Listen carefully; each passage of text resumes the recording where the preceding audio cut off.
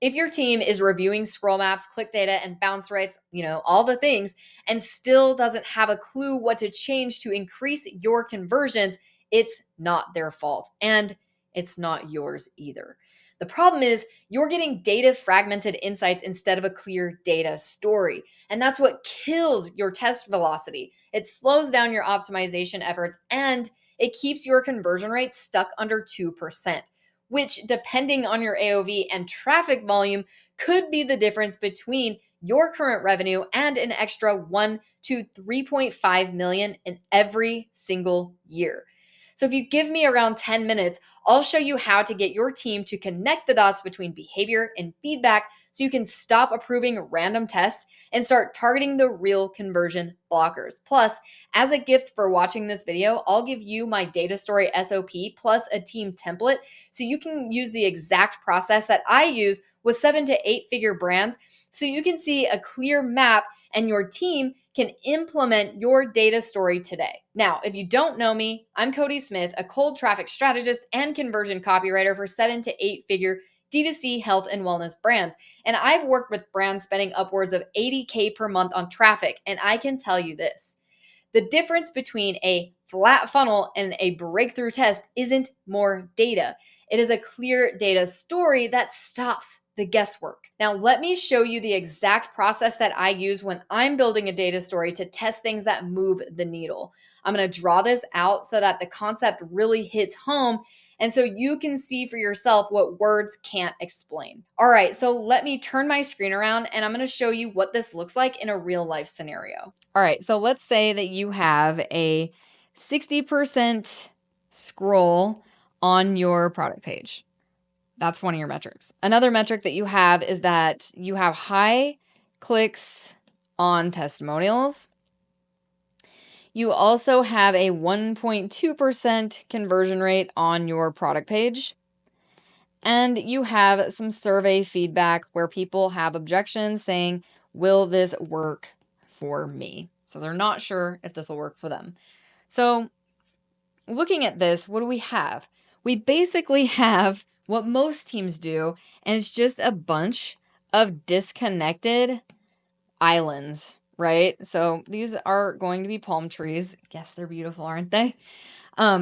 These are disconnected islands. They're isolated metrics. But what we want to do is start connecting those dots, right? We want to start connecting the dots between these islands. So let me show you how to do that. So instead of floating around in a sea of confusion, we're going to actually look at what's going on here, right? So if you have a 60% scroll rate on your product page, that's great. That tells us that we know people are engaged and that we're doing pretty good on the product page as far as that goes, right?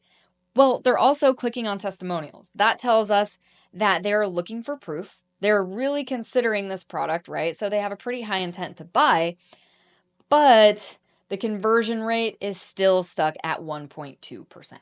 And the survey tells us exactly why. People are saying that they aren't sure that this is going to work for them, right? And this is not a copy problem. At this point, this is a proof problem. They're not convinced that the product is going to do what we tell them it's going to do. When we step back, what do we see? We see a math equation or a formula, and it looks like this. X plus Y plus Z equals A. Now, we can start plugging in what we know so that we can come up with a hypothesis. What are we solving for? First, we are solving for this, right? This bad conversion rate, this 1.2% conversion rate.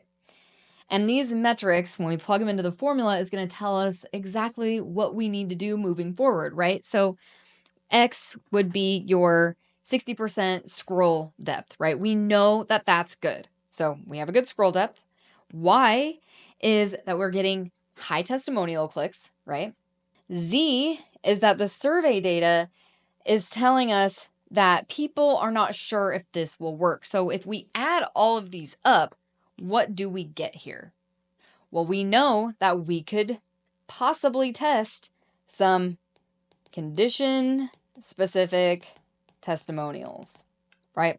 So maybe that is what the page is missing. That's what the data story is telling us, right? Now, here's the thing. Most people just throw testimonials out there and then they just think of them as an afterthought, right? They're just like, we need some testimonials. That is not good. So do you see the difference between isolated metrics versus a real data story? Do you see where we're taking qualitative data and quantitative data and combining them so that they tell us what we need to do next? It sounds so simple, right? But here's the thing. Most people think of stories as long explanations or case studies, but a data story, it's a pattern. It is an actual formula that we can follow, just like we did right here. So we're not pulling things from thin air, right? No, we are connecting behavior and feedback, and we're explaining why someone did or did not do something, why they didn't convert in this case, and that's what most teams miss. They see the numbers, but they don't know the story behind those numbers. And using this formula and being able to map out your data story is exactly what your team needs to do if you want to see your conversion rates start to increase. So if you want your team to stop guessing at what to test and know exactly what to fix when things are broken, then drop the word story below in the comments, and I'm going to send you my data story SOP plus a team template with the exact process that we just covered today in this video. And what you're going to get is you will know how to educate your team on how to do this, but then they'll also have a template that they can easily follow so that they can just plug it in and implement it right away.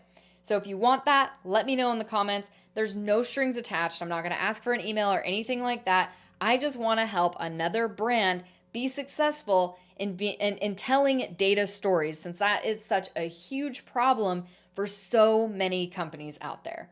So thank you so much for watching. And if you want that, let me know.